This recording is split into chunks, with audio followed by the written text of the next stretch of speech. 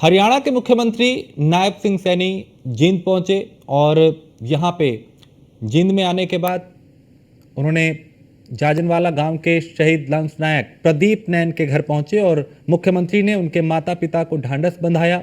CM ने कहा कि प्रदीप नैन बहादुर और जाबाज कमांडो था जिसने देश के लिए अपनी जान कुर्बान कर दी। सरकार की तरफ से 1 करोड़ रुपए की आर्थिक सहायता के अलावा जो भी नियमानुसार होगा वो लाभ परिवार को मिलेगा। इस दौरान गांव के लोगों से शहीद के नाम से खेल स्टेडियम बनाने की मांग की गई। यानी जो गांव के लोग थे, जो ग्रामीण थे, उन्होंने कहा कि शहीद के नाम से खेल स्टेडियम बनाया जाए। इस पर मुख्यमंत्री ने संज्ञान लेने का आश्वासन दिया। उन्होंने कहा कि इस पर विचार जरूर किया जाएगा। तो हरियाणा के मुख्यमंत्री नायब सिंह सैनी जींद के जांजनवाला गांव के शहीद लंस नायक प्रदीप नैन के घर पहुंचे और मुख्यमंत्री ने उनके माता पिता को ढांढस बंधाया। सीएम ने कहा कि प्रदीप नैन बहादुर और जाबाज कमांडो था जिसने देश के लिए अपनी जान कुर्बान की। सरकार की तरफ से 1 करोड़ रुपए की आर्थिक सहायता के अलावा जो भी नियमानुसार होगा वो लाभ परिवार को मिलेगा। एक ऑपरेशन में आतंकवादियों से लड़ते हुए वो देश के काम आया है। हमें तो दुख है, परिवार को भी दुख है। परमपिता परमात्मा से हम ये प्रार्थना करते हैं कि उस दिवंगत आत्मा को अपने श्री चरणों में स्थान दे। जो परिवार को, मित्रजनों को, रिश्तेदारों को जो दुख लगा है उसको सहन करने की शक्ति दे, क्योंकि ये जवान प्रदीप नैन इस भारत भूमि की रक्षा करते हुए उसने अपनी कुर्बानी दी है। वो सौभाग्यशाली होते हैं जिनको इस प्रकार की कुर्बानी जो इस भारत माँ के रक्षा के लिए देते हैं। और सरकार पूर्ण रूप से परिवार के साथ है। और मुझे भी दुख है कि इस प्रकार का जो घटनाक्रम हुआ है, क्योंकि अकेला ही बेटा परिवार में था। और क्योंकि बहुत सारी स्थितियाँ इस प्रकार की होती हैं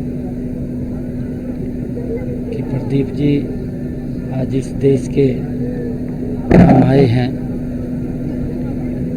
मैं परमपिता परमात्मा से यही प्रार्थना करूंगा कि उनको अपने श्री चरणों में स्थान दें। तो सरकार की वो हमने पीछे घोषणा की थी 1 करोड़ रुपया परिवार को देने की बात कही थी। और क्योंकि जो शहीद जो इस देश के नाम जिन्होंने अपनी जान दी है, जो कुर्बान हुए हैं, सरकार ने निर्णय लिया कि ऐसे परिवारों को 1 करोड़ रुपए की सहायता की जाएगी। और मुख्यमंत्री नायब सिंह सैनी आज सोनीपत भी पहुंचे। यहां पे कई परियोजनाओं की सौगात उन्होंने सोनीपत वासियों को दी, करोड़ों की सौगात दी। और सीएम ने सोनीपत के गांव भैरा बाकीपुर में वीर शिरोमणि महाराणा प्रताप की प्रतिमा का अनावरण किया और वहीं करीब 112 करोड़ रुपए की विभिन्न विकास परियोजनाओं का उद्घाटन और शिलान्यास किया। मुख्यमंत्री ने एक पेड़ मां के नाम अभियान के तहत पौधारोपण भी किया और सीएम के साथ बीजेपी प्रदेश अध्यक्ष मोहनलाल बड़ोली और खेल मंत्री संजय सिंह भी मौजूद रहे। मुख्यमंत्री ने कहा कि हमारी सरकार ने 1.5 लाख लोगों को बिना पर्ची व खर्ची के सरकारी नौकरी दी है। यह भी कहा कि 2014 से पहले बुजुर्गों को मात्र 500 रुपए पेंशन मिलती थी और हमने सत्ता में आने के बाद 1000 रुपए पेंशन की है।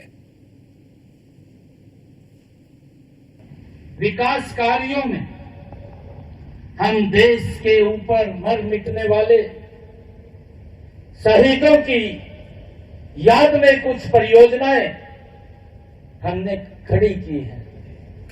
अगर हम हरियाणा के अंदर देखें, हमने पिछले दिनों में लगभग 509 ऐसे स्कूल जिनके नाम उन शहीदों के नाम के ऊपर रखे हैं, जिनसे हमें प्रेरणा मिलती है, जिन्होंने इस भारत भूमि के ऊपर अपने आप को कुर्बान किया।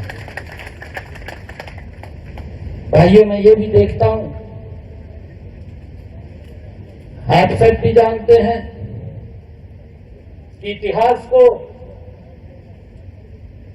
पूरे के समय में इस प्रकार से प्रस्तुत किया गया है, उसका देखने का नजरिया वो विदेशी रहा है। और जिन लोगों ने इतिहास के बारे में बताया, भाइयों, वो लोग इस प्रकार से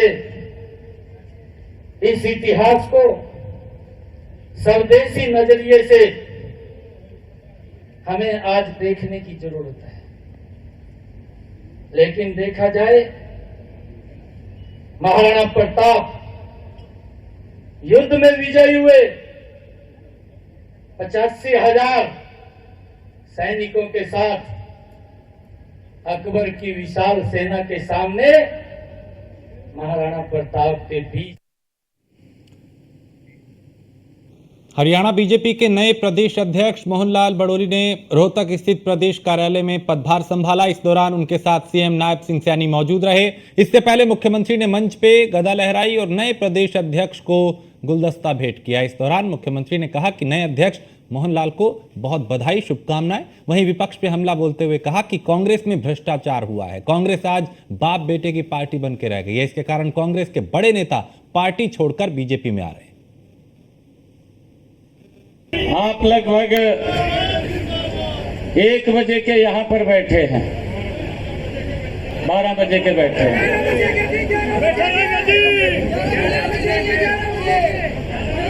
11 बजे के बैठे हैं। इतनी भयानक गर्मी में।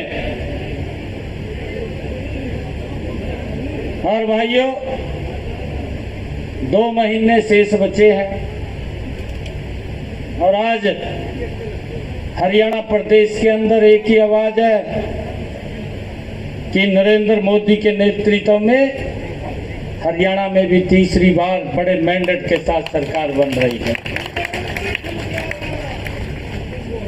भाइयों, हम ये भी देख रहे हैं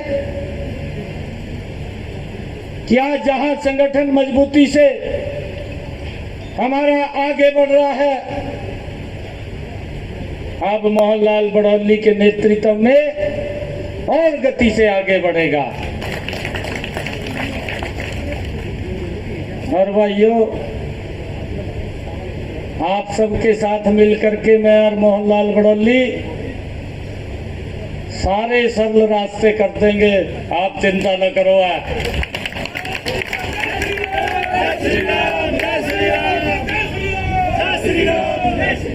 कार्यकर्ता के भी हमने कर दिया और भी कर देंगे, चिंता न करो।